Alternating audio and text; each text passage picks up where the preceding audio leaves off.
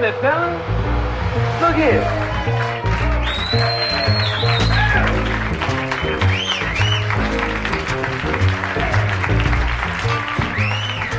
Broadcasting live from inside the Power Band. This is the Blah. In this episode, everybody dies.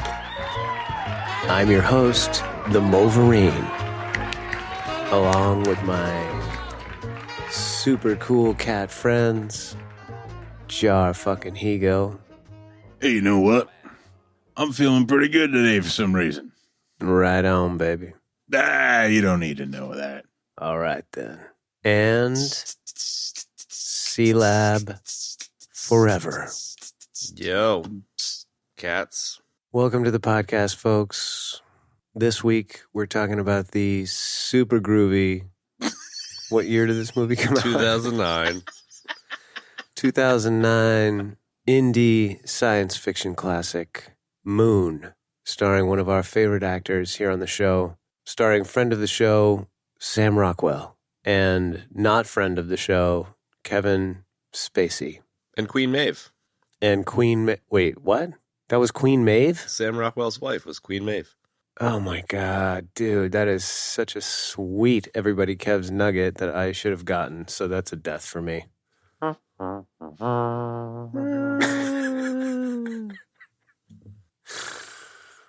man. So I just want to say at the start of the show, I'm going to do my best here, but I am very much the falling apart, bleeding out of his nose Sam Rockwell right now. Like, I'm super sick. So I'm just, like, in the corner carving up little wooden things and, like, coughing blood into the toilet. Well, that's cool, baby. It's kind of fitting. Are you making a scale model of Fairfield? Yeah. There you go. Sweet. Well, listen, we'll, you just keep on doing what you're doing, man, and we're just gonna... Did you do a bong hit before the show or something, man? You're super chill. No, I didn't. You just coming down off your espresso last week where you were fucking chitter-chattering all over the place? It's really more like the bottom of a wave. Like I was all cranked up on coffee and adrenaline at work, and now I'm slid down a little bit, and I just started drinking coffee again, and pretty soon I'll be back. We're going to start talking about breakfast cereal for the next hour. C-Lab, are you hungry?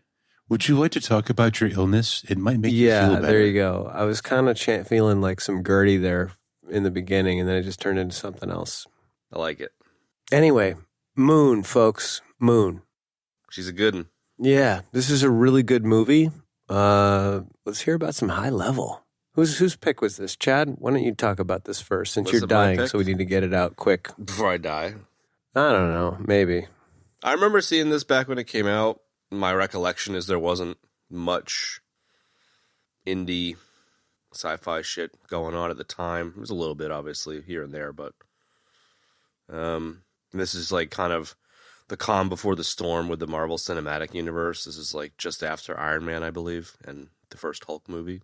So, like, I still had a lot of appetite for anything I could get my hands on that was sci-fi or action-y or any combination of the two. And I remember being really blown away by this one when it came out. I don't know, maybe it was the twist, maybe it was the character study stuff, maybe it was Rockwell's performance. But it definitely had a really special spot, and it's been a long time since I've seen it. And it holds up pretty well. I definitely don't think it's as good as my memory recalls it, probably because I've seen so many other things that are in a similar vein, but I think it's really good, and I enjoyed checking it out again.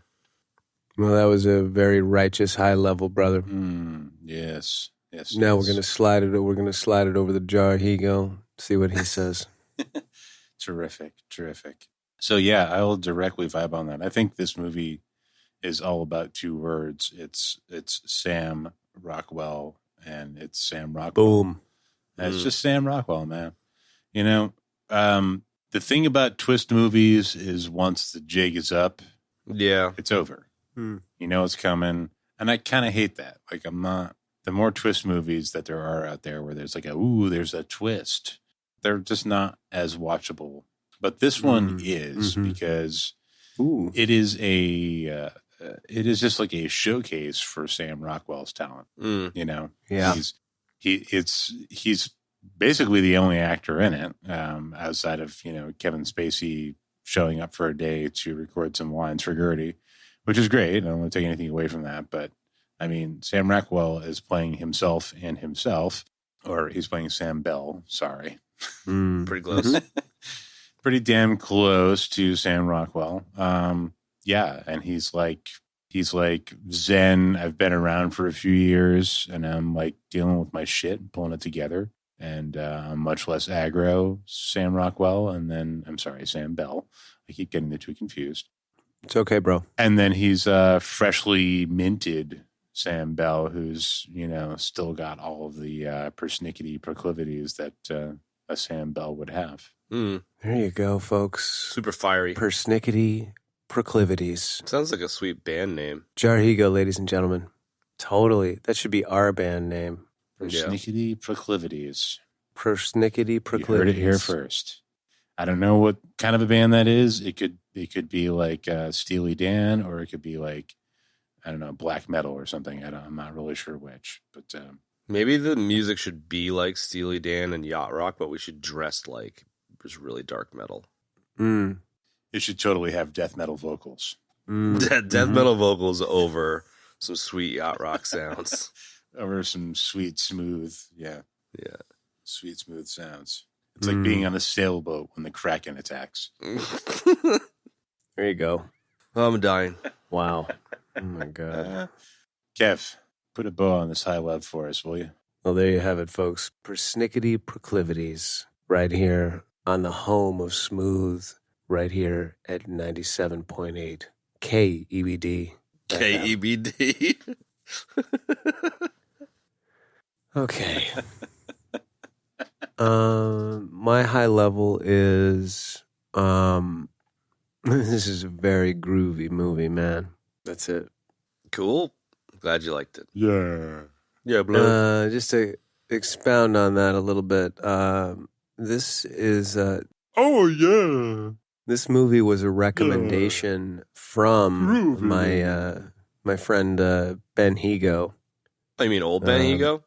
Yeah, old Ben Higo. Many years ago, I feel he probably recommended it right after it came out. I didn't realize it came out in 2009, but Ben recommended this movie to me, and I watched it, and I was like, man, this is just awesome. I believe it was free on Netflix at the time. Anyway, you know, what can I say? Sam Rockwell, we all love him. The reasons are obvious. The guy's a monster actor, and this movie just totally showcases his talent, as you guys said. It's just so damn good, man. And I agree with what you said, Ben. You know, it's like once the jack in the box is sprung, it's sort of the jig is up. But I don't know. I'm one of those movies that'll watch a great performance over and over again anyway. So, you know, I haven't seen this since I first saw it, and it was just a joy to watch. That's it. I had something, but I lost it. We'll be right back after these words on KEBD 97.8 FM. KPAX. KPAX. Kevin, are you hungry? Why, yes. Would you like some hot sauce on your beans this morning? I would. Nah, my tummy's feeling a little tender today, thanks. But only if I can have it with my favorite breakfast item, a hot, delicious bowl of Quaker oatmeal. Beans and oatmeal, that'd be heavy. Oof. Talk about stick to your ribs. Holy smokes. Fuck you up good, bro. Hell yeah. I bet you beans and oatmeal is kind of like Mentos and Pepsi. I bet you it's like a hitherto never before seen chemical reaction. Yeah. Mentos and Pepsi. I bet you could make homes out of it, like an Adobe sort of hut. Yeah, man. Yeah. I want to make a super Adobe bean and oatmeal house and live in it with my family. It's great. It's made out of beans and steel cut oats. Nah, chainsaw cut oats, Benny. Pardon me. Chainsaw cut oats. Speaking of steel cut oats, do we need to give a shout out and maybe post up those we probably Remo should. Photoshops? It's going to be a week late because of T2. Well, still. We can finally, it'll give us a good reason to break our grid thing and just post them. Yeah, totally. Speaking of steel cut oats, dude, Rybol sent through some shit on our Remo episode that was fucking hilarious. We'll share it up on Insta. Bro. I'm so hip. God, you are, dude. How do you do it? I'm going to put it on my up TikTok. on the grams, man. The grams, dude. Yeah, man. They don't fucking call it that anymore. So last week, dude. Yep, I am very last week. No doubt about it. So what do we want to talk about this movie? I think just riffing off of what you were saying to take this jazz motif a step further. Riffing off of what you guys were talking about a minute ago, maybe Benny in particular, about how like once the twist has been experienced, the kind of jig is up. I feel like part of this, the enjoyment for me the first time looking back, would have been the alien-esque setting and kind of the HAL 9000-ness of Spacey's character, Gertie or whatever it is, and you just kind of, it's kind of a bait and switch where you kind of think it's going to go, you know, robot versus man, AI kind of bullshit like Space Odyssey does, but it doesn't, and I kind of like that. Yeah, I dig that too. That's a good point. And it be, you know, and then threading it into your comment, it becomes much more of a showcase of Rockwell, especially the Zen Rockwell versus fresh-faced punk-ass Rockwell. Wait, who's Zen and who's fresh-faced? Because I feel like they kind of change. Yeah, they do swap out, right? No, Zen is Chernobyl Rockwell, the dying Rockwell. I'm currently playing dying Rockwell.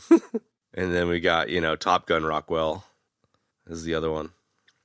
Okay, I like that. Top Gun Rockwell. Banana suit Rockwell. Ooh, yeah. Banana You look suit. like a banana with a yeast infection. Didn't he say at one point you look at tampon or something? Yeah. Yeah, he says like right in rapid succession. He says he looks like an irradiated tampon, and then he looks like a banana with a yeast infection. And then just keeps busting out the dance moves just to piss him off. That was Walking great. on sunshine. Yeah. Yes, that's right. Walking on That's sunshine. It's a very tense. It's like I don't know. It's just after getting his ass handed to him, Sam Bell is like absolutely trying to push Sam Bell to his buttons there. And he's like, fuck you, bro. Come at me. There he is. Come at me, bro. Come at me, bro.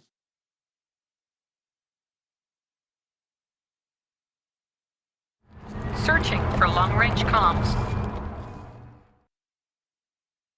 Yeah, I guess just like I was saying a minute ago, the surprising, the expectation maybe of traditional 2001 HAL 9000 style shit with the AI, I think is a good segue into Gertie. I think like I like the design of Gertie. I like how I guess it's a he, but how he's just like a weird little ATM machine with the cool, clever budget, smiley face, kind of different facial gesture emoji kind of things. Yeah. And the little track that the arm and he moves on is pretty cool. And you know, he's not really around much, you know, like Rockwell really has free reign of the place and Gertie doesn't really keep close eye on him. And that's like kind of a plot hole, but kind of I'm okay with it, you know. But yeah, the interaction between the two of them is pretty cool. And the benevolence, I think, is cool. Yeah, I think the design probably, I'm guessing, came from budgetary constraints. And one of the things about this movie is it's a little like made for TV looking, you know. You think? I mean, they did a good job, but I think it's a little like they did a great job. Don't get me wrong. Like they did well with their budget, let's say. But, you know, for instance, the Gertie design, like Gertie is not like a freestanding. If they have the ability to like clone people and implant memories, like, which would seem like a very high tech thing, but their robot, their AI assistant, you know, that is a robot is like a box that has emoji faces that moves around on an armature. Like, Yeah. I don't know, you know, like. There's some things that are little things like that you know sort of give up the or sort of break the illusion of like this being like a high budget thing. You're like, oh yeah, no, I'm watching like something that was made on a, you know, an independent film sort of budget, I guess.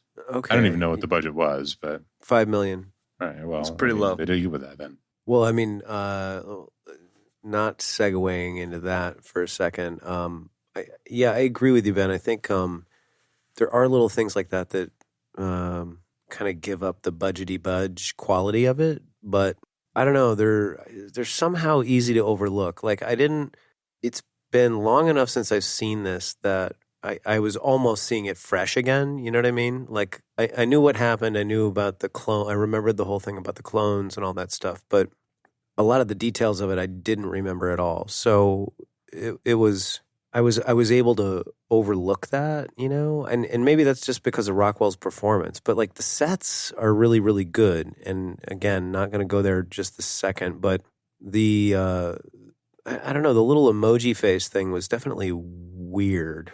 But it was clever. But it was clever and it was weird and it was a way to kind of get around budgetary constraints. But at the same time, I don't know. I think the rest of the sets looked so good, and you're so.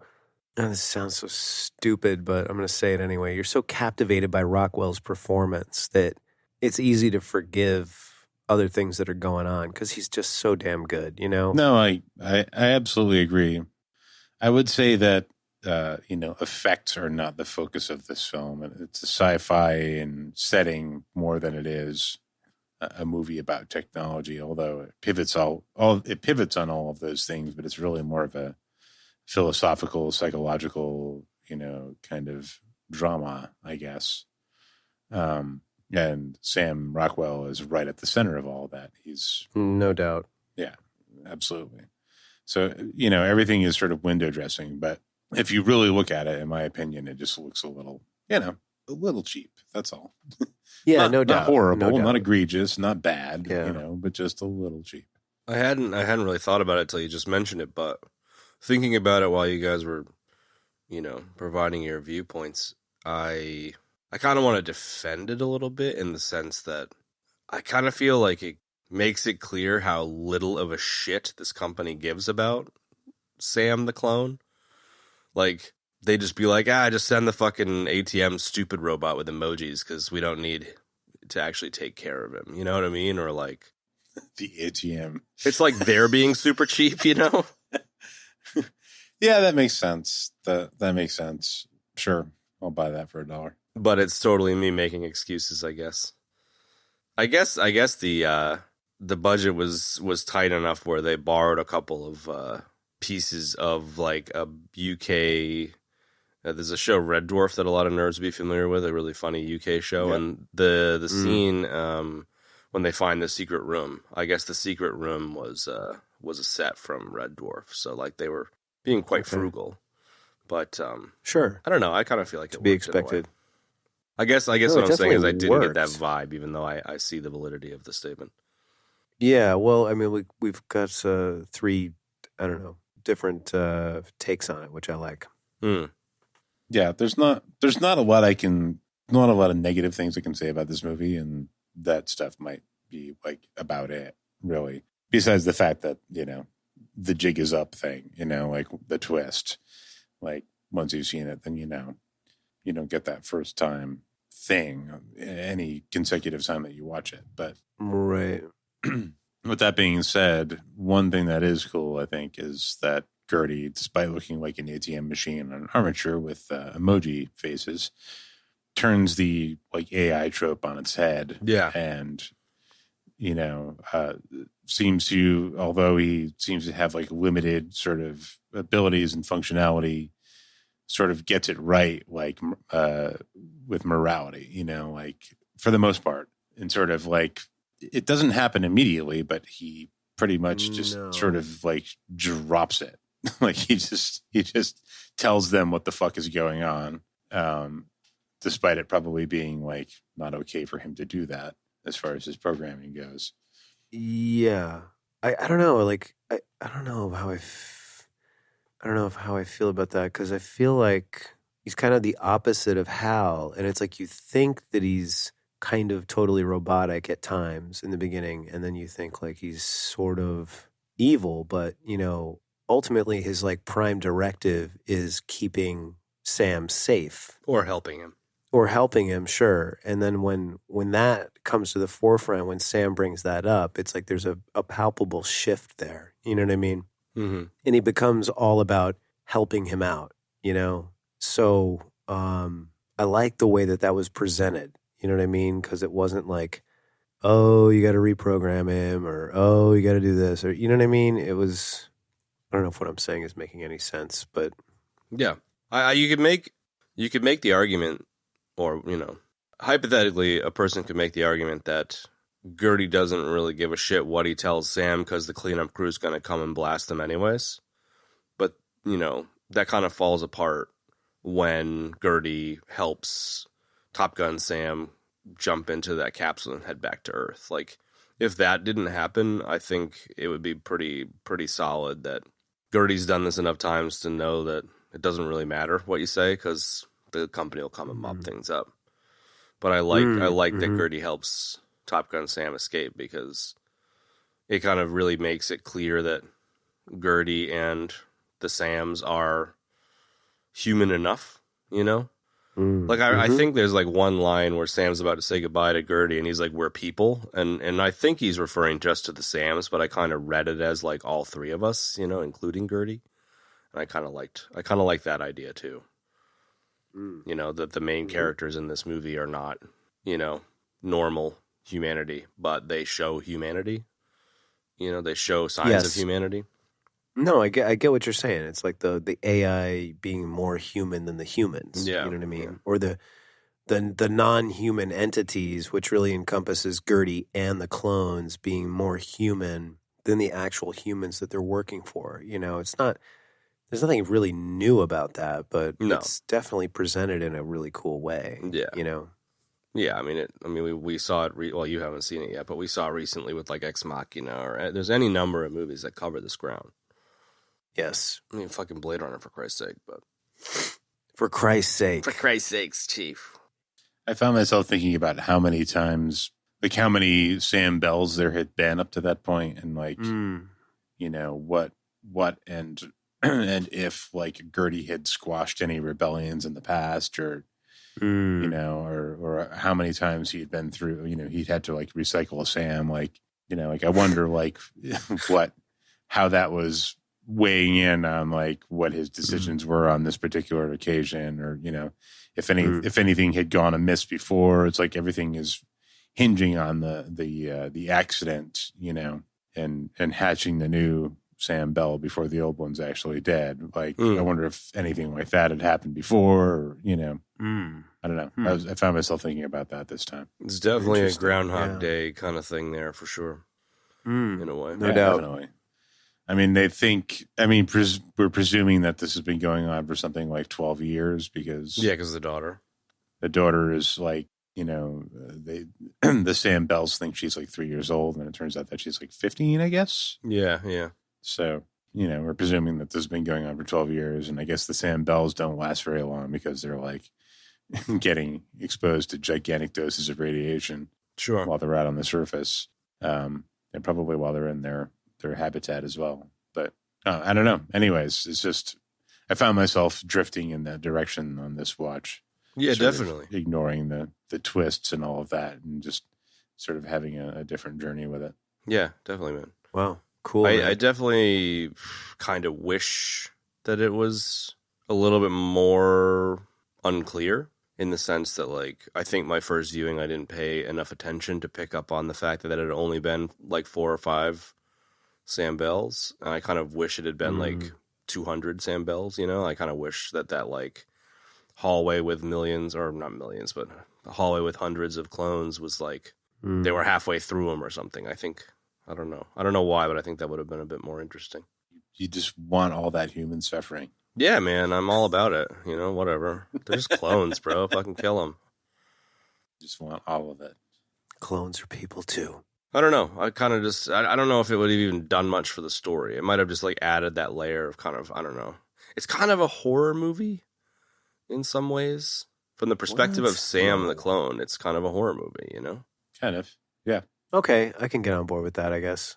Yeah. Like if you wake up and you're Sam and you find out you're a fucking clone and you start fucking coughing up teeth and blood and shit, like That's pretty and you're stuck on a fucking moon base. Like that's some horror stuff there.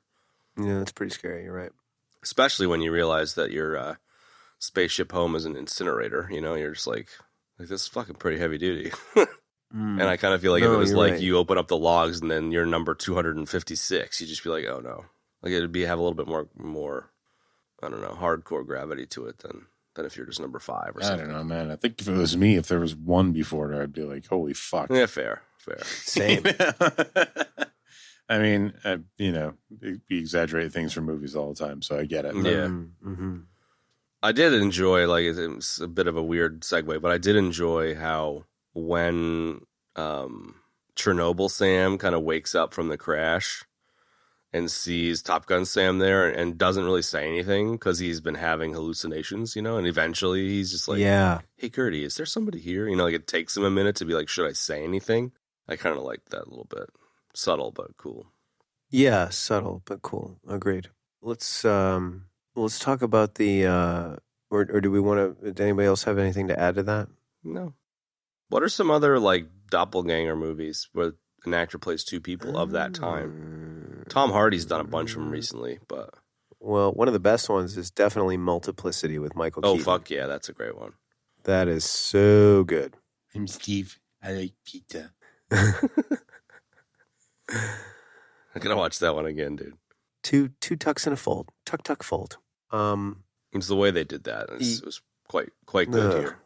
Even just some of the, like... Really good. You know, passing each other hats and taking things out of each other's hands and stuff, you know? Like, they must have, I don't know, done a head double or something, but... They did, because they did not... that was not a CGI situation. That's like a 90s movie. Near as I can remember, and like this is 2009, so it's nearly 10 years newer. So this one looked a lot more seamless. You know, I mean, they definitely did. Obviously, had body doubles in some of the close-up shots. I was paying a lot of attention to that. Yeah, you get a different hairline and stuff. You know, but they must. No, I didn't mean it in the sense that they screwed up. The guy's got a different hairline. I just I thought it was really well done. You know, no, yeah, me too. Yeah, like keep it to the close-up shots where it's like just, you know, his arm and his shoulder or part of his torso, you know, it worked really well. Like it was smart the way he did it. You know, and then every time he pulled back, it was enough of a shot. It was enough frame that you could see the entirety of his body. You know, when you go back and watch Multiplicity, you can kind of see the parts where they had to dub him in or whatever. Not as smooth as this. Yeah. Yeah, I was just going to say, like, I love Multiplicity, but And you know, I was thinking like, oh, well, eat your heart out, Sam Rockwell. Like, you know, Michael Keaton does like how many different versions of himself in Multiplicity? Like a bunch. But 4. I think the difference there being is that like those alternate Michael Keatons from Multiplicity aren't quite as well fleshed out as just like the 2 Sam Bells in this movie. And like each one doesn't quite have as much screen time, so there's not as much, you know, it's 2 different.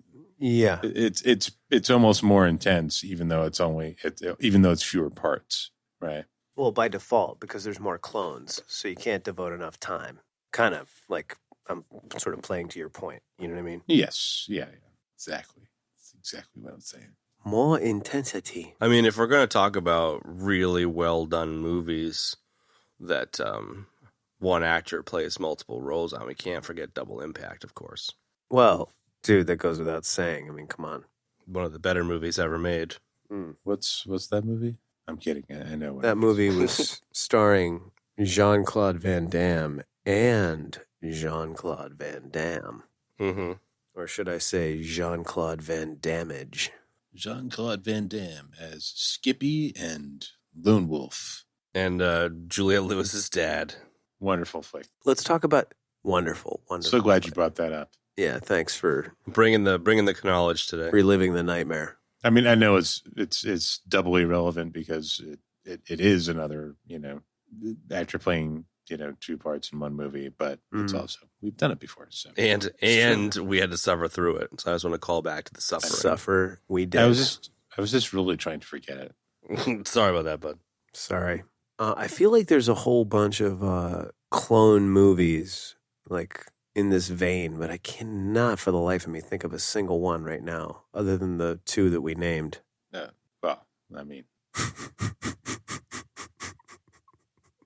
This is a death, but you got Agent Smith in the Matrix movies. No, I don't. It's not the same, man. This is a death, but there's Attack of the Clones. No! Yes, I love that. I'm on board that. Where old Ben Kenobi goes and hangs out with the giant skinny-necked alien people. We've been waiting 7,000 years for your arrival. Yes. Come meet my Boba Fetts. Yes. Come meet thousands of Temura Morrisons. Come meet thousands of Boba Fetts who, for some reason, can't shoot for shit. I thought the clone troopers were better shot than like the latter. Yeah, maybe latter the Empire stormtroopers were like the Michael Keaton guy that loves pizza. Maybe like they photocopied it too many times or something. There you go. A copy of a No, copy. I don't think they were even clones anymore. I think they were just getting like, hey, do you want to join the Empire? Like they're just grabbing people like off the street and handing them a blaster and putting some, white plastic armor on them. Totally. For all the good it's worth, and sending them into the meat grinder. Yep. That always reminds me of what is it? Jude Law, Enemy at the Gates. Oh yeah, Finn. I mean, Finn's Finn's your perfect example of that. Just abduct some kids and train them a little bit and throw them in armor. Yeah, fuck it, whatever. Well, you were just about to get us more off track. Sorry. About Enemy of the Gates. Do you guys ever see that one, Enemy at the Gates? I have a soft spot for that movie. Yeah, it's a great movie, man. But Ed Harris, Rachel Weisz. Like one of the opening scenes is like Jude Law, part of the Russian military, and they like pull up onto Stalingrad, and there's like fucking bombs and shit going off, and they're like, every other guy gets a gun, and every other guy gets bullets. And they're like, when the man with the gun gets shot, the man with the bullets picks up the gun. Jude Law just gets handed 6 bullets and sent into fucking battle with no gun. It sounds just like that. Yeah. It was a Sure. Totally. I don't know about that one. No, that's a death. Okay. Yeah, we're gonna go ahead and kill you. Fuck you guys. Chad, Jude Law story. Hey man, a Jude Law cul-de-sac. I'm gonna get. I have to give myself a death for the amount of typos in the death list thus far. Yeah.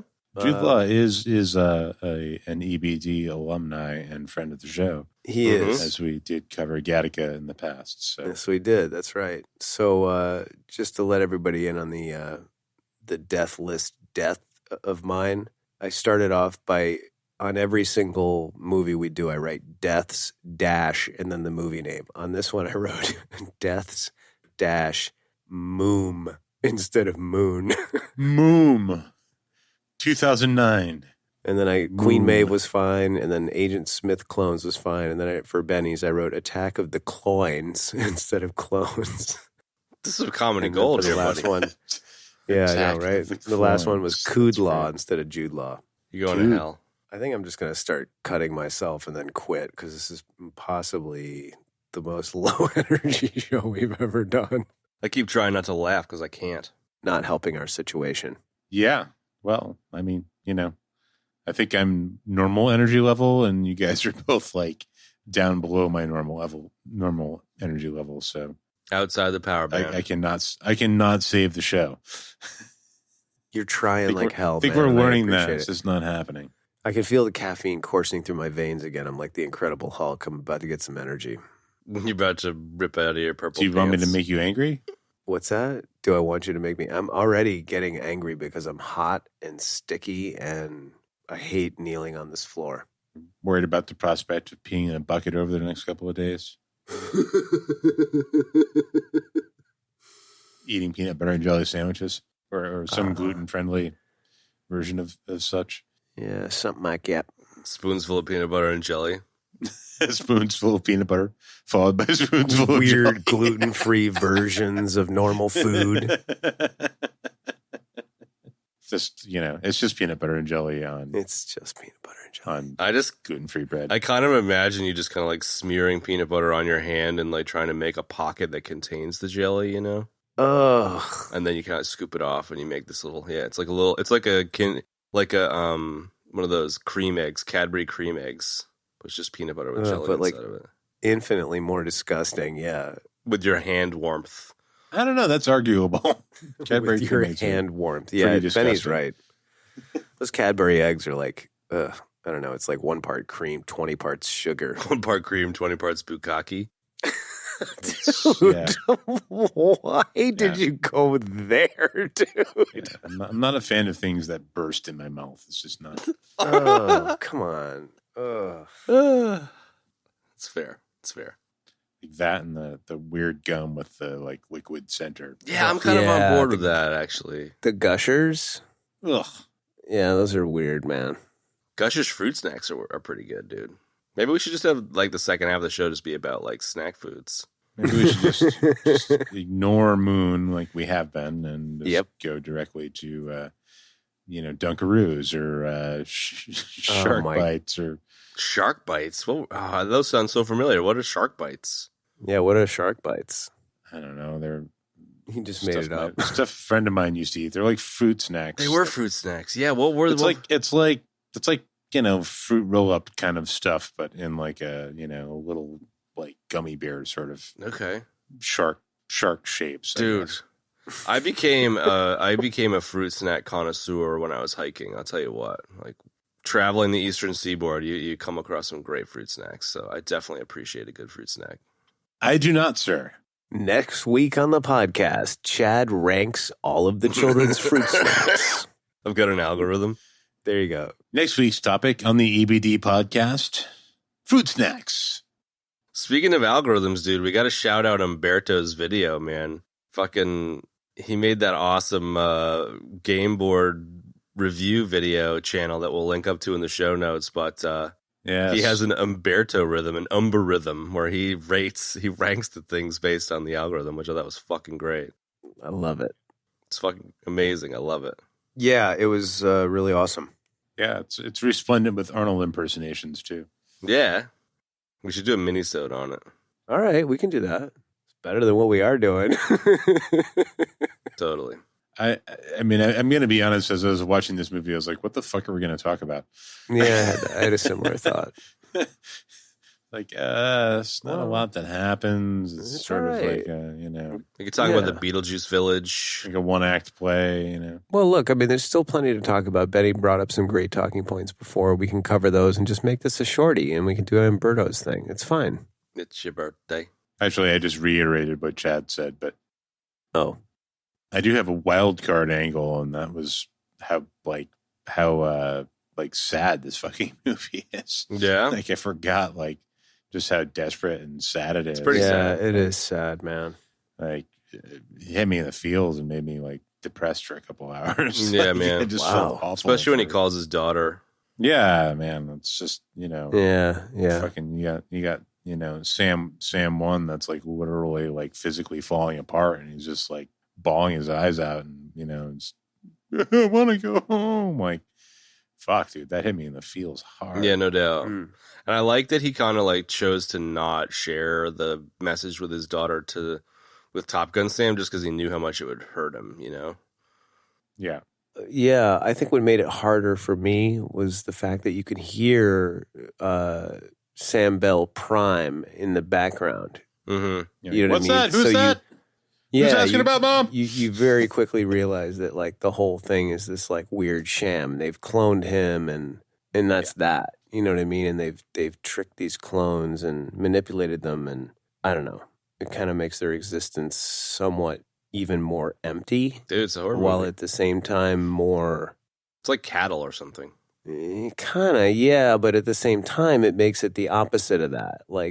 Because there's immediately a detachment there. You know what I mean? It's as you realize that that Sam Bell is a real person, right? And that these clones are just clones. It's they're sort of nothing and then something so much more than that at the same time, because they live and develop on their own. You know what I mean? As they react to their environment and their experiences. You know what I mean? Yeah, as shown by how zen the first guy is and how not zen Top Gun guy is.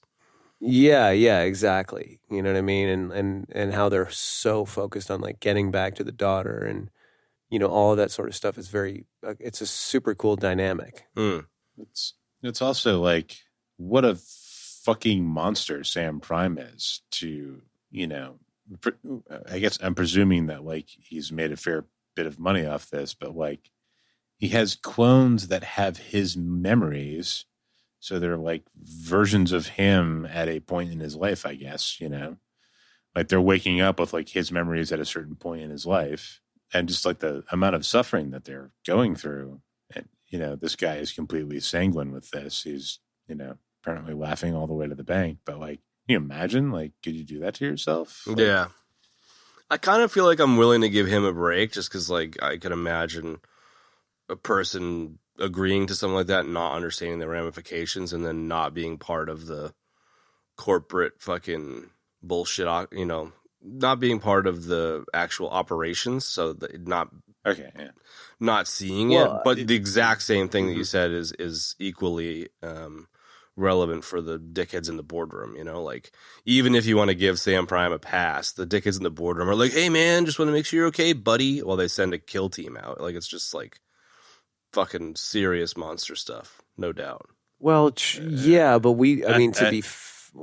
ahead. I was gonna say I hadn't really considered that he might be naive about it. Maybe I'm like, oh shit, I've had like a fucking 23andMe test, so like theoretically there could be a fucking clone of me in the future that's just suffering unimaginable hells because of my stupid decision in the past. So that could be the case, but I was just assuming that he, because of his reaction, where he's like, somebody who's calling, like, he seemed upset, like he might have an idea about what was going on. Yeah. Which is why I assumed that he was in on the thing. I definitely think he was in on it, but I kind of feel like there may be a subtlety that we probably don't need to get into, but where it's like, you're like, oh yeah, cool, you're going to give me $10 million and you're going to clone me, fucking whatever.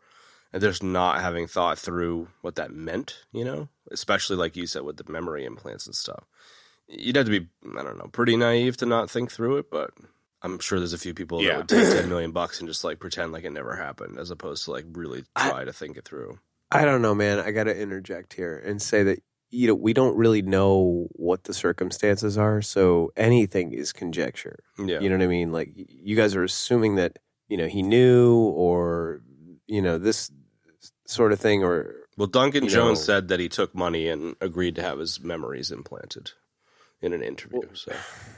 All right, fair enough. But I'm just going off the movie, yeah, right? Yeah, and what which I know would from prefer. The film. I think the post, right? Exactly. So let's be purists for a second. I'm a moon purist, guys. I'm a moon purist. I'm a moon. Only watch indie sci-fi. I like the movie Moom. Yeah, Moom. We renamed it Moom from Moon. Before there was Tenet, there was Moom. Before there was Star Wars, kid, there was Moom. So I think that like he could have been cloned unknowingly. He could have been paid to make the clones. He could have been like some, like I keep thinking about, and I feel like there's other movies like that use this premise, but I could be totally wrong. It could be that like he was some sort of like, the kind of brilliant like industrialist or scientist who like, figured out how to mine the helium-3, and then he decided to clone himself, to do the work, or, some nonsense like that. You know what I mean? Like that could totally be what it is. Like it's really another cool part of the movie is that it totally leaves it up to the viewer what it is, if they even recognize that it's Sam Bell Prime in the video. You know what I mean? Yeah. You really don't know. So, stuff. And then I found $10. Yeah, I don't know. Once the jig is up and the fact that they have his memories, I immediately presumed that he was in on it. And that was, maybe I'm just, maybe that was just how my mind works or whatever. But that was what I got. It's like, if they were just like dumb clones that had to learn everything from the, if they were using his likeness, his body, like they would be like uninformed twins. They would just have all of their own, I don't know. Yeah, no. Like they really dialed it in Multiplicity, where it was like every time the clone sort of came online. Like his experiences were different from that moment forward. And they did a really good job in that movie of showing that, right? Whereas here, this one was a little bit, this one was different because they're kind of trapped in the same box. Yeah, they start at the same place. With the same set of circumstances, like the videos of the wife, the model, the rover, the harvesters, like, so they're just to be clear, if we could clone you and have it be aged and just come into existence, just be like born fully grown, it wouldn't have your memories just because it's a clone. You would have to put that in there somehow. Like there would be no born with memories. It would be like, somebody it would be like your twin that was in a coma for fucking, 40 years or 40 something years that just suddenly came out of the coma. It would have no knowledge, your clone would have no knowledge he would have no knowledge of your life or your memories or anything that was fucking going on for that matter. So just to be clear that way, because you clone somebody doesn't mean that they're going to have just because you are cloned, it does not mean that clone is going to be an exact copy of you down to your memories. Right? I mean, yes, you're right. I mean, the way they present it in Multiplicity is that every single clone is exactly like Doug up until the moment where they kind of come online. You know what I mean? They wake up. And from there, whatever experiences they have makes them diverge socially and personality wise. You know what I mean? I am definitely not refuting what you're saying because what you're saying is totally 100% solid. I'm just saying that's how they laid it out in Multiplicity, which I thought was pretty cool. So, but what I'm saying is you wouldn't have that in the first place. In Multiplicity, there was some kind of MacGuffin where like it was like a machine that was just like duplicating you, like synapse structure and everything. It was like stepping into a Star Trek transporter and then, having it accidentally goof and make two of you, right? Like that kind of like it was that kind of MacGuffin, but an actual clone would have no memories. The grown one, or for that matter, or just to support what you're saying, though, like there are twins out there, which are essentially, identical genetic copies that both came out of the same womb that have had different experiences since they were born. So totally. They're not the same person, right. They're similar, they're connected in certain ways if they're raised together, but they each have different experiences, so they're different people. This is a very unnecessary cul-de-sac. Well, I don't know. Cool. I think it's kind of interesting, actually, but whatever. We don't have to keep going. I don't know. Like, I think if you cloned yourself or somebody, it is conceivable. Like, if you're, I don't know, man. I mean, wow, you just totally warped my mind. We don't understand how brains work, but theoretically, I could see a universe where if you could identically duplicate the brain structure and synapse structure of two brains, theoretically there could be something there, but who fucking knows?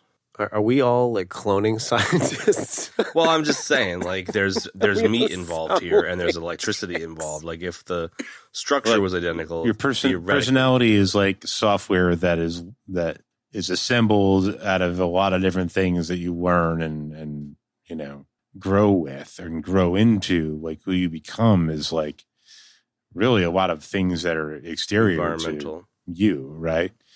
There's absolutely no way that like the hardware is just going to like boot up with your memories just because it's an exact copy. Yeah. There's no fucking way that ever is going to happen. I mean, I wouldn't say no way. I would say you could build two computers that have exactly the same parts. Yeah. You know what I mean? Like you're still not going to have all the software that's on. You could build the exact same computer that you already have. Yeah. But you can't put the software. Unless you install the software on it, it's not going to have the same features as your computer. Sure. Yeah. I mean, for the purposes of this particular movie, they implanted memories. So I don't know if they talk about that in the movie, but Duncan Jones talks about it. Do they talk about it in the movie? I believe Gertie does tell them that their memories are implanted. Yeah, it does. Yeah. So for the purposes of this particular piece of sci-fi, it's implanted, which makes the most sense plausibly from a MacGuffin standpoint. Yeah. Absolutely how it would be. You doing some Wikipedia research over there, bro? No, I'm listening to you guys, and I don't know. I don't entirely agree, but I'm giving up. Okay. I don't mean that in a bad way. That's fine. I just gave up. I don't know. I don't know. I feel like you could clone the memories, but I don't know. Ben is making a strong point here. I don't know. I think I'm between the two of you where I think it's theoretically possible, but the potential of success is like infinitesimally small. Like every scientific breakthrough that we've had, we thought was impossible before it happened, but I tend to be on Ben's motorcycle here. Yeah. Right, to be fair, we understand very little about like consciousness and how it works. So well, that's why I made the joke a minute ago about us being cloned scientists. Like we're all talking like we actually know what we're talking about. I get it, but I also understand like basically how we understand how things work as it is. And you only have to look at. I mean, okay, so we're cloning dogs and shit like that. Like those dogs are not. They don't have the memories of the fucking original dog. It's not the same thing. It's more like the dog's twin. Yeah, you know what I mean? Mm-hmm. So that's what I'm saying is like a clone of you would be more like your twin, you know? Yeah. Maybe it might have like proclivities that are this, like the hardware might have some built-in fucked up shit that creates certain scenarios and when certain things arise, like there could be that kind of stuff. Like hormonal imbalances or, various things that may cause proclivities in people, but it wouldn't just boot with like all of your memories, Yeah. I think what the real problem is that your clone training is clearly grounded in reality and mine is grounded in science fiction films. Gotcha. Is everything you're saying in my mind? Software analogy. I think it's a... No, I'm with what you're saying, Ben, and you are legit. Like that is where you're coming from. You're coming from more of a reality-based thing. Because as I'm listening to you, I'm sitting here going, "Well, yeah, but in Multiplicity." In my mind, I'm going, "Yeah, but in Multiplicity." Right, but in Multiplicity, it was like in the '80s, and people were just like, "Oh yeah, clone would totally be one of the same memories." Yeah, well, the point is that nobody even thought about it. Movie. Anyways. Yeah, no. All right. So moving on. Let's get off of this. I wanted to just touch on the sets in the beginning. Because I guess it was just one. It was one, but he put a lot of thought into it. And it was really, they clearly put a bit of the budget into it because the sets were great. And even the rovers and the outside shots were like really well done, man. Like, I mean, it was like, I'm amazed at what they did for $5 million. I mean, I feel like we just talked about a movie. It doesn't matter. Anyway, like to achieve that on that kind of budget is impressive. No doubt.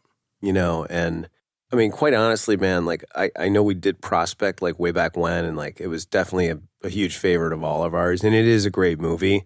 I think like effects wise and stretching the budget, like it's kind of pales in comparison to this. You know what I mean? Yeah. In terms of like creating a sort of, I don't know, alien world or, creating my words are not coming to me tonight. I feel like it's kind of similar in some ways. Yeah, a lot of ways. Yeah.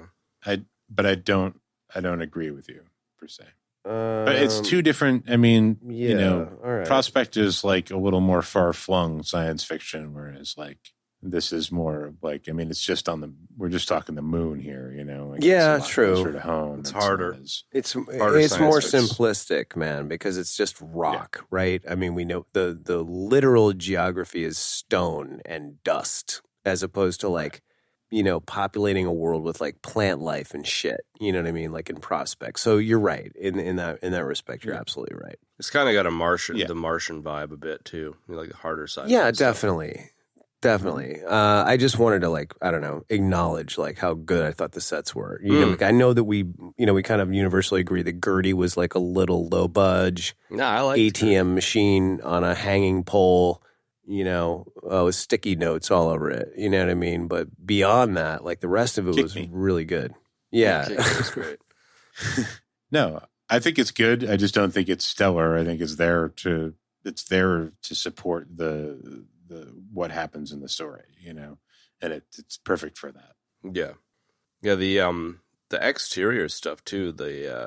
I guess they got a quote for $500,000 to do it via digital stuff, and I don't know how much they were entertaining the digital stuff, but they got the quote anyways. And then they got a quote from some model dudes, and it was 50 grand. It was just like 10 times cheaper. Totally, man. I guess they got one of the dudes. Should probably just claim a death for not having his name, but one of the dudes that did a lot of the sets and model stuff for Alien, which is pretty cool. You should be dead for that, but I mean, I kind of feel like if somebody gave me a few $1,000,000 to make a movie, I would totally seek out the old goats that did all the awesome stuff back in the day too. No doubt. Yeah, go practical. Definitely. Because the Rovers were sick. The Rovers definitely had like a dope Alien 2 exterior car thing driving through, kind of remote control car kind of vibe, which I really liked. I dug it. Moon. That's the soundtrack. I dig the soundtrack to this movie. To Moon, yeah, Clint Mansell, dude, totally. Oh, it's so good, man. Yeah. I didn't look it up, but didn't he partner up with Reznor for some stuff? Don't they do stuff together? Or am I completely pulling that out of my ass? No. I'm not sure. Who's the dude that did the Nom one with him? There was this cool like kids sort of like music box feel to some of the parts, man. Like it had like almost like a nursery rhymey kind of feel to the music at certain points that I just thought was super, super cool. The whole soundtrack was great. And what I mean specifically is like when they find the secret room and they go down the ladder for the first time, there's this like kind of tinkly kind of song playing, and I don't know, it really, really jumped out at me, and I felt like it really fit well. It was almost like, two kids like discovering this like secret room that they're not supposed to be in. You know what I mean? Like, I don't know. It was really, really good. Really enjoyed the soundtrack. Yeah, what's popping into my head is like the sort of, I guess it would be like the main theme. It's sort of like the, trucking, driving the big track rovers on the surface of the moon, kind of like, it's like it's there when they're like doing that. It's there. It's what the movie ends off on, while they're like, sort of doing a bit of exposition with like Sam Bell in court and sure, etc. But you just that bit like really tease it off. It's just got an interesting feel to it. Yes. I don't know if it's like the perfect thing for the vibe of the movie, but it definitely still works. Yeah, it works really well. Yeah. Really, really works well. It pops up on my Spotify from time to time, and I hear it. Like I listen to it when I'm working and stuff. It's a great soundtrack. I'll take an ejection death though, because I was incorrect. It's Atticus Ross with Reznor, and I should clarify that. Yes. Death you shall have. Yes, the same as. We practically blew them when we did Watchmen, the HBO series. So. Yeah. To be fair, I'd still blow them. They did a good job. You forgot the guy you were blowing, but anyways. Let's definitely talk more about blowing other men. What else do we want to touch on here in this? Ben, you at the beginning had a couple of angles because I really think we should start moving towards the conclusion. Yeah, we basically covered them already. Okay. All right. The AI angle, which we sort of ended up talking more about what Gertie looks like. Fair enough. I don't even remember what the other one was, but I'm pretty sure we already covered it. Yeah, I'm pretty sure. Chad, you were the one that actually brought those up. I just reiterated them, so I don't remember, to be honest, man. I'm just going to pass it over to you. I think we should. We kind of, speaking of blowing, man, we talked about Rockwell a lot in the Hitchhiker's Guide, but we should probably give him some love here. I mean, what do you want to say? We touched on his character work in this one a little bit earlier, but we all extolled his virtues in the intro in our high levels, and the guy is, and then beyond that, even in this episode already, he's just so skilled, man. I keep thinking of 3 Billboards actually. Dude, that's so funny. Every time he comes up, his list of credits is just so long. I mean, playing Guy. Shit. Is that a death I smell? No. Well, maybe. Guy Rock. Playing, what's his name in freaking at the end of Galaxy Quest? He has a name at the end. It's like Guy Fleegman as head of security, Rock Ingersol or some shit. It is indeed Rock Ingersol. Okay, good. Spared myself Guy from Fleegman as Rock Ingersol. Rock Ingersol. I mean, Rock Ingersol. 3 Billboards. Zaphod, Beeblebrox. I mean, Matchstick Men. Freaking, he had that great bit part in, like the thing about Rockwell, like he'll do just about anything. And like I don't know if you guys have seen or you're fans of, I'm a huge fan of Swingers that Favreau did with Vince Vaughn. Yeah, man.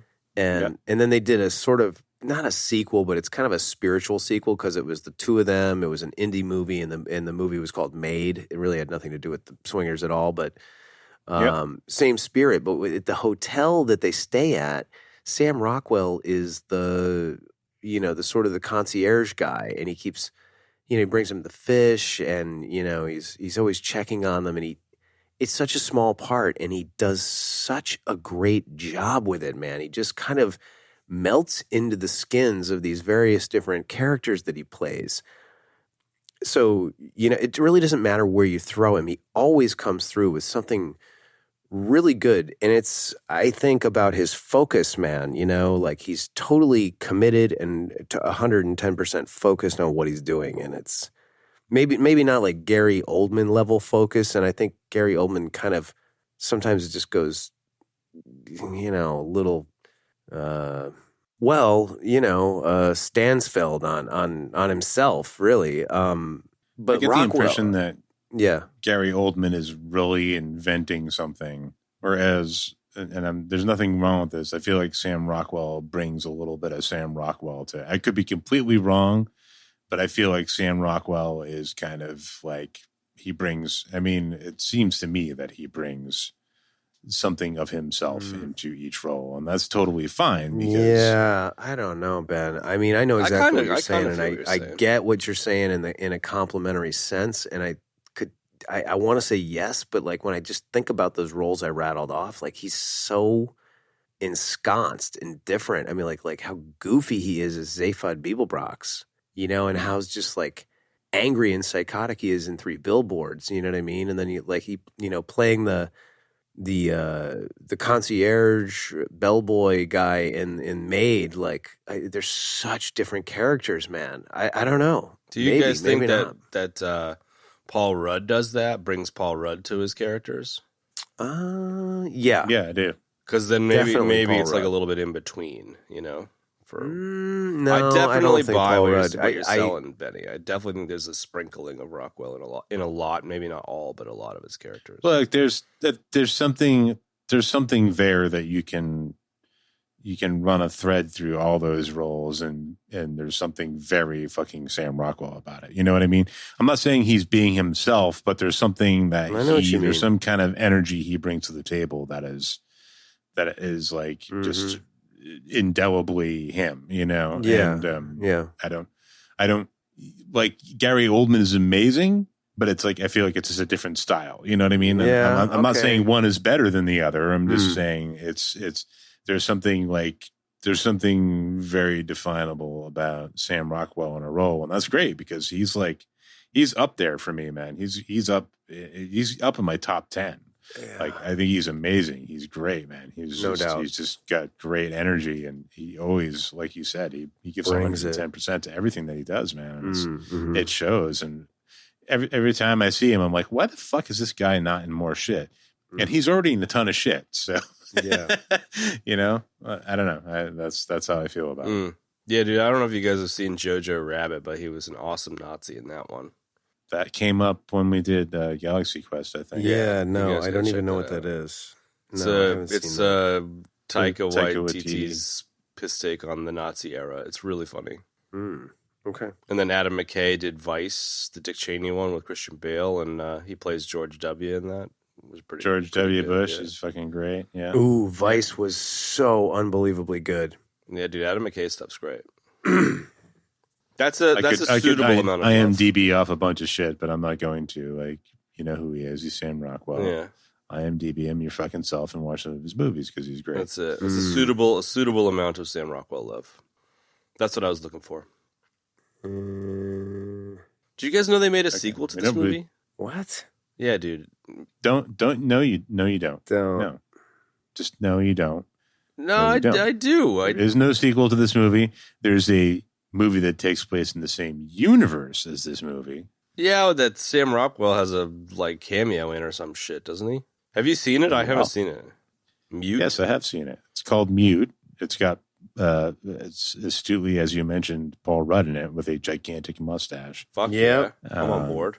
Yeah, it's kind of been poo-pooed by a lot of people. I thought it was decent. I liked it. Nice. But there's actually a bit part in it where Alex Skarsgård is eating in like a diner and the TV is on and there's a court case going on and it's all of the Sam Bells suing Lunar Industries and totally Sam Belling out and Sam Rockwell. It's actually Sam Rockwell doing it. So it's fucking great. That's awesome. I had never heard of it. It's not only Sam Rockwell, it's not only like Sam Bell that escaped. It's like all the other clones have he came forward and then they went and got all the other Sam Bell clones and sued Lunar Industries. Yeah, that's awesome. Cool. I definitely feel you on the no, this isn't a sequel. It sounds like it literally is not, as well as we just don't need to know more. How do you guys feel about the end of this, where it kind of has the newscasters suing stuff? Do you feel like it added to the story or subtracted from the poignancy of the ending? It's I kind of feel like it took away from it a little bit for me.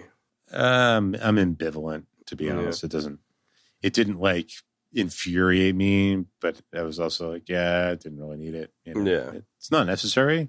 I don't think it's necessary. I think the movie stands on its own. He gets away, and that's great. Yeah, I agree. But I don't know. Maybe he was literally trying to foreshadow Mute so that more people would catch on to that little cameo part. Maybe. As far as I understand, he was working on Mute before he even started this. Oh, really? So, yeah. I suppose we should probably give the proverbial nugget shout out that this is directed by David Bowie's kid. Totally blew me away when I first heard it. Indeed. Yes, Duncan Jones is indeed David Bowie's progeny. Not to be confused with Duncan Gola's offspring. Not to be confused with Duncan Gola's. Or Duncan Idaho, for that matter. Yeah, I mean, it's pretty hard to confuse Duncan Idaho. Or Dunkin' Donuts. That too. We got to be closing in on this here. Yeah, well, that was kind of a nugget, so maybe we should just go ahead and go straight into it. Bits and bobs, nuggets, deaths, ratings. I blocked your snipe, I guess, Chad, but that was pretty much all I had. What, the Duncan Jones thing? Yeah. No, the Mute Sam Bell courtroom scene. Oh yeah, no. You didn't block it. I haven't seen it. I kind of was last night I was should I watch this now? But I was worried it was going to taint my view of this movie, so I chose not to. No, well, don't worry about it. It has nothing to do with this movie. Yeah, okay, cool. I definitely want to check it out. He just literally threw that in there as a little Easter egg. Nice. Yeah, the only kind of bit or bob I've got is the corporate douchebag. One of the two corporate douchebags was Benedict Wong, who plays Wong in Doctor Strange. He's Doctor Strange's sidekick that spins up fucking dream catchers or whatever, which I thought was cool. I didn't recognize him, but I liked it.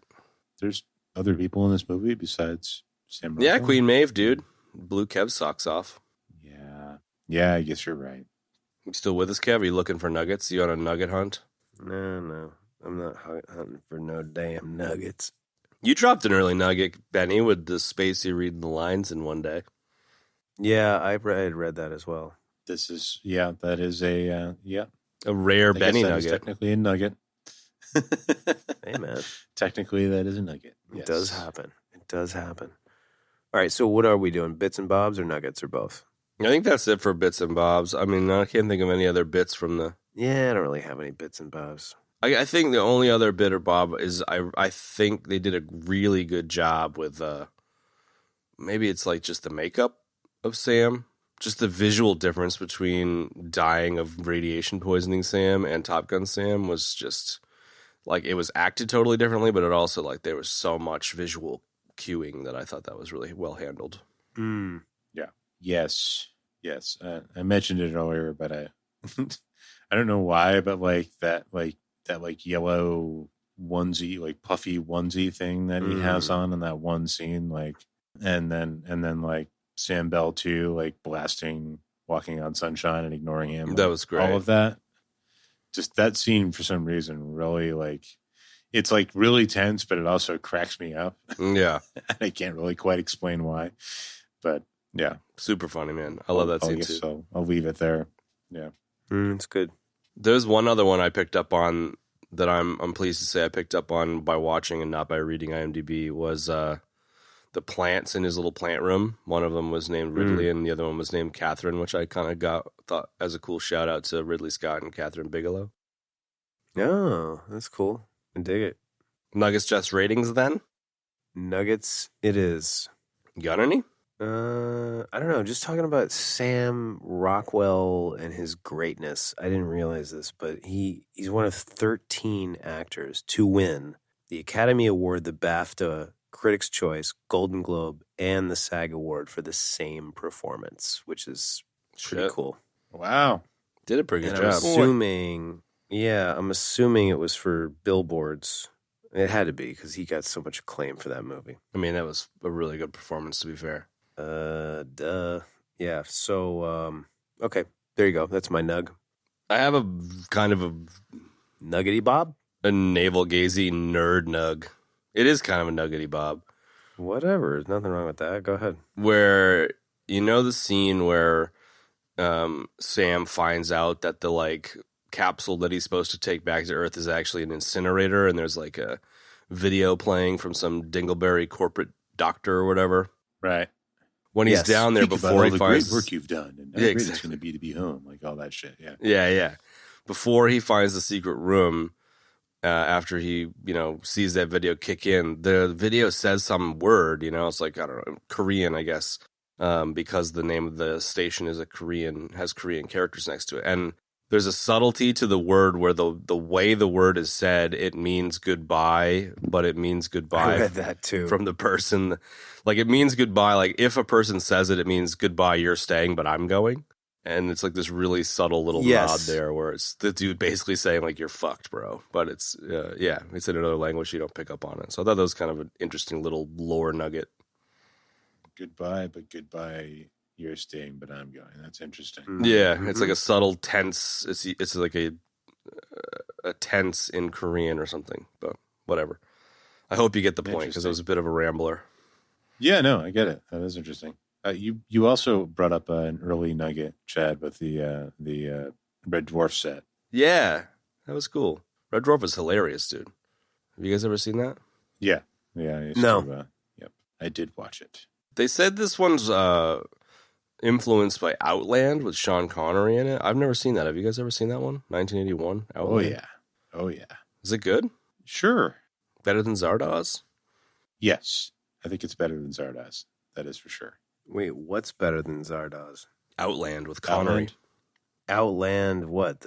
The PlayStation exclusive car smashing game, Outland. Are you serious? No. What is Outland? Is that Outland is a sci-fi movie with Sean Connery where he's that Outland. Okay, all right. No, yeah, he's like on a space station, and there's like a crime syndicate, and there's like a bunch of heavy shit going down. And he's sort of like this lone constable that has to like deal with this shit going on, and he's like a man of principles, so he could have like looked the other way, but he has to like take everybody down. It's one of those kind of things. I guess it was a strong influence for this movie, so I was just curious if anyone had seen it. All I have to say about that. Yeah, I don't have any other nuggets. Deaths? We got a few of those.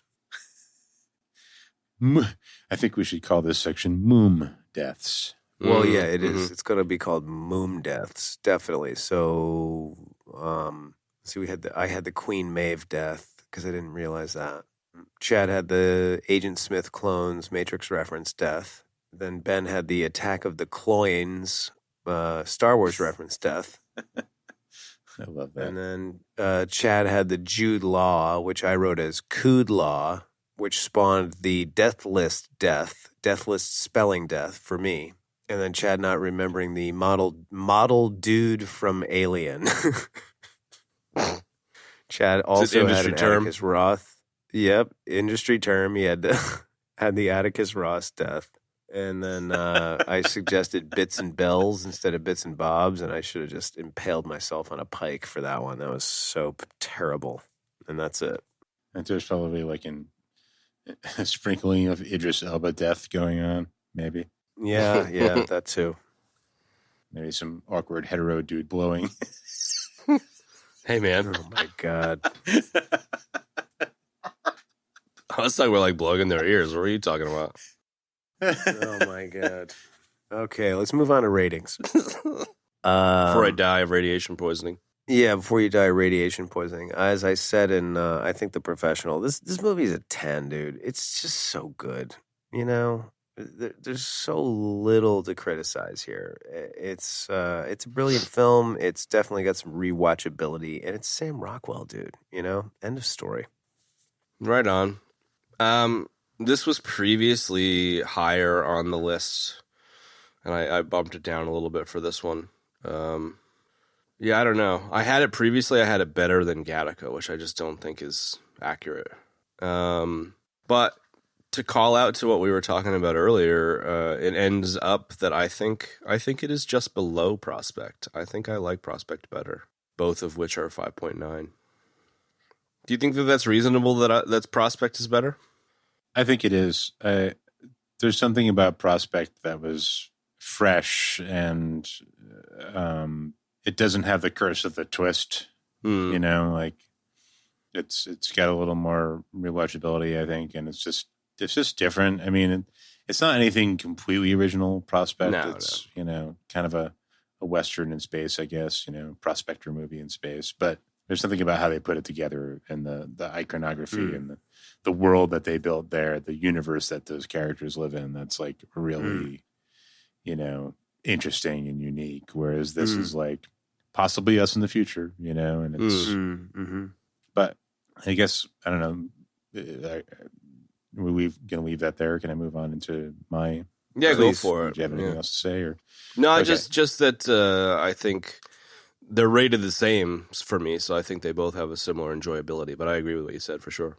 I'll get down with that. Yeah, yeah, they're different. You know, I think this probably has more in common with Gattaca because it's a little more psychological and slow burning, and you know. But yeah, this one gets the golden banana suit. Nice. I'm down. I love this movie. I was really psyched to do a Sam Rockwell one this week. I guess my comparison mode here would be Sam Rockwell movies, and this one definitely gets a 10 out of 10 for having probably the most Sam Rockwell you're ever going to see in a movie. It's not my favorite one. Point. It's not my favorite one, but it's definitely the most, and it's definitely a great place to start for him because it's, you know, it's really kind of a showcase for him. Yeah. But that being said, the fact that it's got that twist where, like, once you've seen it the first time, the jig is up and you know what's going to happen, it loses a little bit of value. I would say, like, this is a 10 the first time I watched it. Now I think it's like an 8.5. Yeah, it's great. It's really solid. I like it, but I've seen it, you know. So there you go. Yes, I dig it, bro. I'm with it. It does get the golden banana suit, though. There you go, man. That's almost even more valuable than a 10. It is. And it does not look like an radiate. It does not look. Jesus Christ. Okay, we have editing. It does not look like an irradiated tampon. No, it doesn't. I mean, kind of. Yeah. I like how when he's like, this is great, man. Thanks. I love this. Yeah. I love this. This is great. It's great. I mean, to be fair, I'd totally rock that suit if I had one. You would, Chad. Definitely. Damn, we gotta Got to find 3 of those for the first live performance of the Ooh. EBD podcast. And make sure we do the Yes. show in like Antarctica or something so that we're not sweating our dicks off. So it's cold enough. First show in Anchorage. Yeah. There you go. All right. So perpetual daylight. Oh, that's kind of a hmm. that's kind of a foreshadowing there, isn't it? Ooh. Indeed it is. Okay, so good stuff. Yep. And what are we C-Labbing next week there, C-Lab? He-Man. Oh, nice. Well, there you have it, folks. Moon, starring Sam Rockwell, and Sam Rockwell. And stay tuned next week for, I can't wait for this. What's it called? He-Man Retaliation? He-Man. Oh, I don't know. He-Man. Revelations? Yeah, He-Man Revelations on Netflix. Season 1 is 5 episodes. Just watch it, dude. I mean, all you nerds are got to be He-Man fans, and this is dope as hell. So, Hey, that's it. What's going on? Huh? I said, hey, what's going on? And I said, hey, yeah. Thank you, Benny. Yes. Yeah. I said, hey. Oh, that's such a good video. I got to watch that again. 17 times in a row. Right? That's what I did last time. Yeah. Anyway, He-Man. It's so damn good. Watch it and then listen to us talk about it. Anyway, that's it. So that's it. I don't know. Bye. Yeah. Good stuff. We love Yes. y'all. Later. See ya. All right. That's it. But yeah, so okay, that's about it. So we're gonna wrap it up for this week. And Dude, now I want you to do the outro, Benny. well, I just did it. I think, didn't I? I mean, That's pretty You've much heard me it. do it 120 times, so. I was just kind of kidding, but there's always like the YouTubers that do like those awkward ends to their videos. They're Yeah, like, yeah. Oh my God. They're like practically in mid sentence about whatever they were just talking about, and then suddenly out of nowhere, it's just like, okay, so that about wraps it up for this week. And Like and subscribe. so yeah, thank you for joining us, and smash that like button. And Yeah. No, it's called No Retakes and Terrible Editing. yeah, right. I can't stand how literally everybody that has a channel on YouTube starts every video with, hey, what's up, guys? Hey, guys. Blah, blah, blah here. Hey, what's up, guys? Blah blah blah here. And today, if I hear today one more time, I'm definitely gonna smash somebody's fucking like button. Tell you what.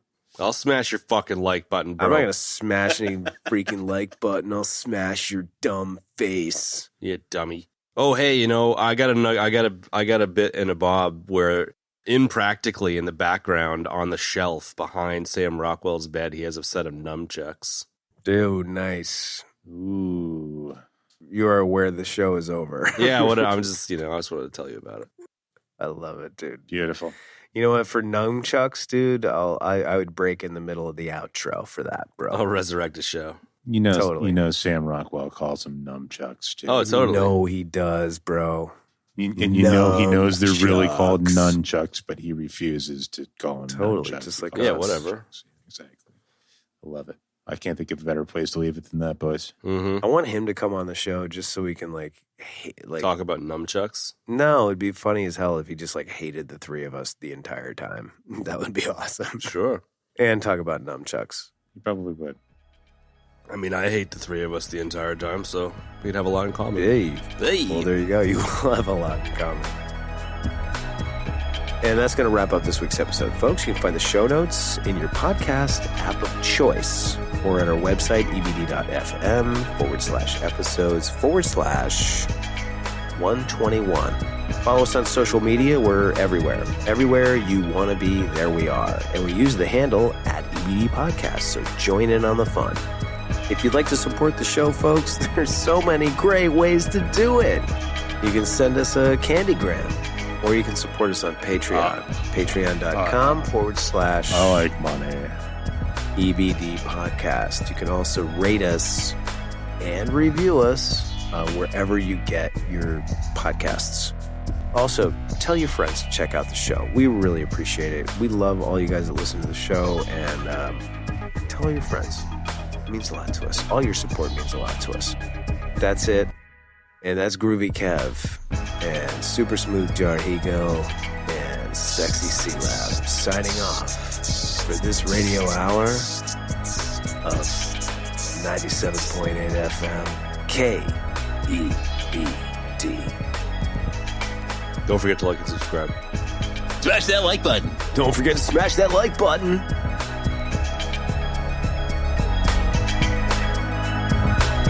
C-Lab, 2 for Torpedo, 3 for Wolverine to round out the trio in this episode. Everybody dies. Beady, beady, beady. Leaving Serang working perimeter. You know, I'd said in either Excalibur, or I think it was The Professional. I listened to The Professional. Or no, not. Oh, man. I listened to some episode we just did.